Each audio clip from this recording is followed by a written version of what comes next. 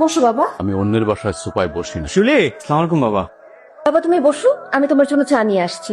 গাড়িতে কিছু আসবাবপত্র রাখা আছে, লেবারকে বলে ওগুলো একটু নামানোর ব্যবস্থা করো। আসবাবপত্র?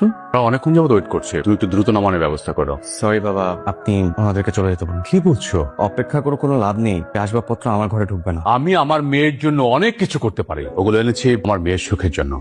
তার মেয়ে যতদিন আপনার বাড়িতে ছিল ততদিন তার দেখভালের দায়িত্ব আপনার ছিল, তো আপনার মেয়ে এখন আমার স্ত্রী, তাই ওর দেখভালের দায়িত্ব এখন আমার। আমি জানি আমার সংসারে শিউলিকে খুশি রাখার মতো তেমন কিছুই নেই, কিন্তু আমি চাই আমার নিজ হাতে ওর সব ভালো লাগার জিনিস দিয়ে এই ঘরটাকে গুছিয়ে তুলতে। টিপিক্যাল মিডিল ক্লাসদের এক সমস্যা, আল নেই চুলো নেই, শুধু কথার রব। আমি আসি।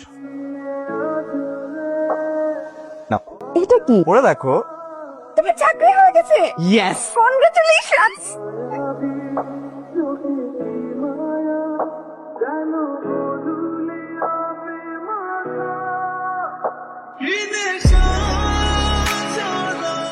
মা ফোন করেছে। ধরো কি বলো দেখো। আচ্ছা পরে জানাচ্ছি তোমাকে। কি বললো? আমি মা বাবার অ্যানিভার্সারি, তাই তোমাকে আমাকে যেতে বললো। ও,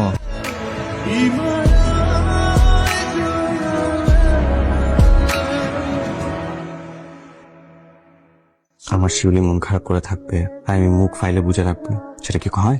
যাও রেডি হয় না।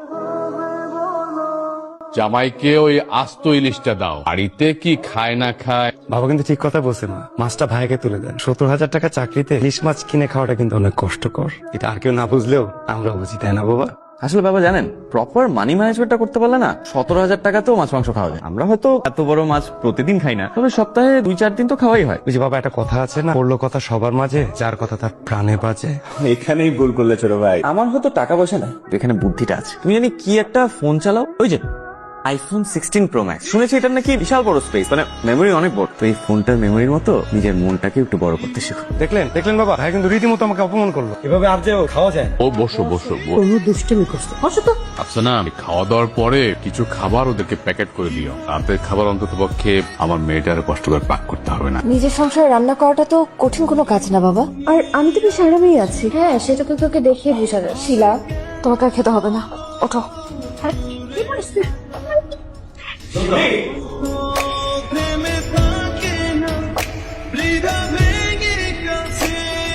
তনু কখন আসলে তুমি? আমার তো তোমার আসার কথা খেয়ালই ছিল না। গেট ওপেন কেন? কেউ যদি হঠাৎ করে ঢুকে যায় কি হবে? এভাবে কেন কথা বলছো? কিভাবে কথা বলবো আমি?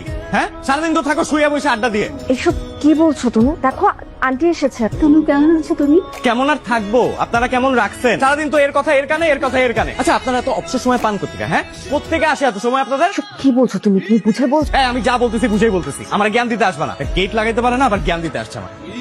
ঘুমাবে না? ঘুম আসলে ঘুমাবো। তোমার কি হয়েছে তনু? সবকিছুর মধ্যেই রহস্যের গন্ধ পায়, তাই না? কিছু হয় নাই আমার। তুমি এভাবে কেন কথা বলছো আমার সাথে? আজকাল কেমন যেন বদলে গেছো। কি হয়েছে বলো না। আচ্ছা তুমি কি আমার কথা বুঝতে পারতেছো না? প্লিজ আমার চোখের সামনে থেকে যাও, যাও প্লিজ। যাবা না? না আমিই যাই।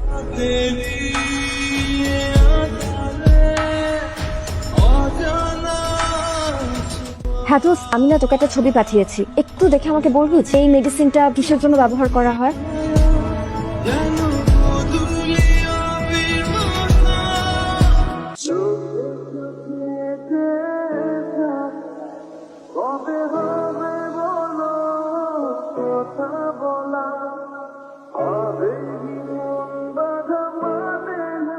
দেখুন তনু সাহেব, এখন যে সিচুয়েশনে আছে, আসলে রুটিন মাফিক নিয়ম মেনে জীবনযাপন করলে খুব রেয়ার কিছু পেশেন্ট সুস্থ হতে পারে। এমনি আর তনু সাহেব, অফিস থেকে ফেরার পথে সেদিন হঠাৎ আমার প্রচন্ড শরীর খারাপ হয়েছিল, কি করবো বুঝতে পারছিলাম না। আমি শিউলিকে এতটাই ভালোবাসি যে তার বিন্দু মাত্র কষ্ট সহ্য করার ক্ষমতা আমার নাই। আমার অসুস্থতা না হয় আমারই থাকুক, কিন্তু আমার মানুষটা সুখে থাকুক। তাই আমি এতদিন ইচ্ছে করে শিউলির সাথে খারাপ ব্যবহার করেছি, যেন সে বিরক্ত হতে হতে আমার জীবন থেকে চলে যায়। এই ক্ষুদ্র জীবনে যে সুন্দর স্মৃতিগুলো সাক্ষী সে আমাকে করেছে, তা আমার জন্য বাকি জীবন কাটিয়ে দিতে যথেষ্ট।